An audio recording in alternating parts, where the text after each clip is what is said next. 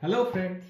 तो फ्रेंड्स, आज का हम टॉपिक जो हम कवर करेंगे वो है क्लास 12 के बिजनेस स्टडीज के स्टूडेंट्स के लिए। और टॉपिक है हेनरी फ्योल के प्रिंसिपल्स ऑफ मैनेजमेंट। बहुत इंपॉर्टेंट टॉपिक है बोर्ड के हिसाब से। तो बच्चों, मैनेजमेंट कोई रॉकेट साइंस नहीं है। मैनेजमेंट बस कॉमन सेंस को सिस्टम के साथ अप्लाई करना है। फ्यूल के जो 14 प्रिंसिपल्स हैं वही प्रैक्टिकल गोल्स हैं जो आज भी बड़ी बड़ी कंपनीज को एफिशिएंट और प्रॉफिटेबल बनाते हैं। तो चलो पढ़ते हैं कि 14 प्रिंसिपल्स है क्या। पहला प्रिंसिपल है division of work. Division of work कहता है कि काम को छोटे छोटे पार्ट्स में बांटो ताकि हर इंसान अपने काम में माहिर हो सके, क्योंकि jack of all trades slow होता है और स्पेशलिस्ट बंदा फास्ट और एक्यूरेट होता है। जैसे कि मैकडोनल्ड्स के किचन में एक बंदा जो है वो बन टोस्ट करता है, एक पैटी फ्राई करता है और एक पैकिंग करता है। तो इसकी वजह से बर्गर आपको 2 मिनट में रेडी मिलता है। तो second is authority and responsibility. बच्चों, जो डिसीजन लेने की पावर और उसके रिजल्ट की जिम्मेदारी है ना, वो बराबर होनी चाहिए। क्योंकि अथॉरिटी के बिना, पावर के बिना रिस्पॉन्सिबिलिटी सिर्फ प्रेशर होती है, मैनेजमेंट नहीं होती है। For example, construction site manager को अगर प्रोजेक्ट टाइम पर कंप्लीट करने की रिस्पॉन्सिबिलिटी दी गई है तो मटेरियल खरीदने और वर्कर हायर करने की अथॉरिटी भी उसके पास होनी चाहिए। तो सब्जी तभी काट पाएगा जब आप उसे चाकू दोगे। So authority should be equal to responsibility. And third principle is discipline.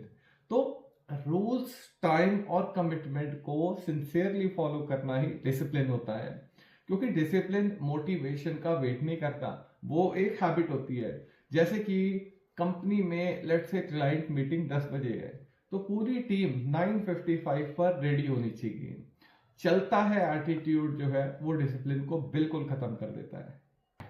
तो अगला प्रिंसिपल है, चौथा प्रिंसिपल, यूनिटी ऑफ कमांड। एक एम्प्लॉय का सिर्फ एक बॉस होना चाहिए, क्योंकि अगर दो बॉस होंगे तो क्लैरिटी नहीं होगी बल्कि कंफ्यूजन ही कंफ्यूजन होगी। फॉर एग्जाम्पल, कंपनी में अगर ग्राफिक डिजाइनर को सीईओ बोले कि लोगों को रेड कलर का कर दो और मार्केटिंग हेड बोले कि लोगों को ब्लू कलर का कर दो, तो इससे वो कंफ्यूज हो जाएगा और उसका जो आउटपुट है वो भी जीरो हो जाएगा। Next principle is unity of direction. ये कहता है पूरी टीम का गोल और डायरेक्शन एक तरफ होनी चाहिए, क्योंकि गोल एक हो तो एनर्जी भी वेस्ट नहीं होती बल्कि रिजल्ट जल्दी अचीव होता है और मल्टीप्लाई भी होता है।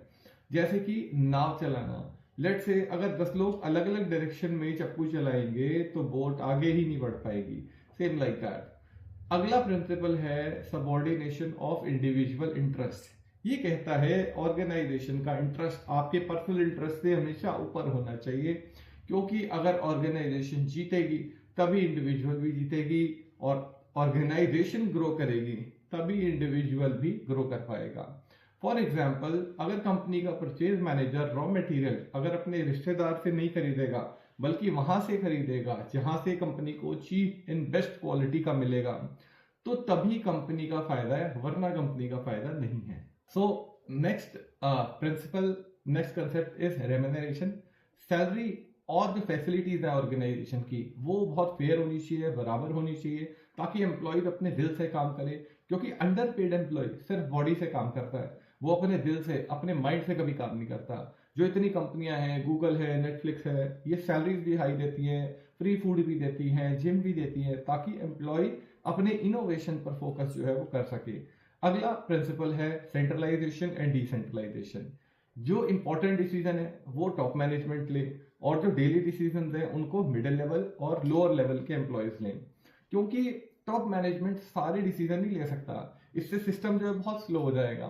फॉर एग्जाम्पल, जो बोर्ड है वो आपका सिलेबस बनाता है, सीबीएसई बोर्ड जो है, ठीक है, लेकिन जो स्कूल की टीम है, मैनेजमेंट टीम है, जो आपके कोऑर्डिनेटर्स हैं, वो आपका टाइम टेबल बनाते हैं, टीचर्स आपको पढ़ाते हैं। तो बोर्ड वाला काम सेंट्रलाइज है और स्कूल जो अपने लेवल पे काम करता है दैट इज डिसेंट्रलाइजेशन।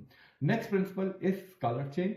ये प्रिंसिपल कहता है बच्चे कि कम्युनिकेशन का एक प्रॉपर चैनल फ्लो होना चाहिए, क्योंकि सिस्टम फॉलो होगा तो केओस कंट्रोल में रहेगा। फॉर एग्जाम्पल, इंडियन आर्मी का सिस्टम आप ले लो, उसमें जो सिपाही डायरेक्ट जनरल से बात नहीं कर सकता, कर सकता है, इमरजेंसी में कर सकता है, उस सिचुएशन को गैंग प्लान कहते हैं। Number 10, order.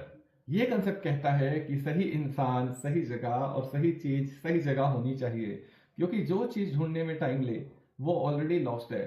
फॉर एग्जाम्पल, एक लाइब्रेरी और एक मेसी कमरा। लाइब्रेरी में हर बुक की एक जगह फिक्स होती है, डिपार्टमेंट वाइज बुक्स को रखा जाता है, इसलिए वो तुरंत मिल जाती है। पर एक मेसी कमरे में कुछ भी नहीं मिलता, आपको ढूंढने में भी जो है टाइम वेस्ट होता है, आपकी एनर्जी भी वेस्ट होती है। अगला प्रिंसिपल है बच्चों, प्रिंसिपल ऑफ इक्विटी।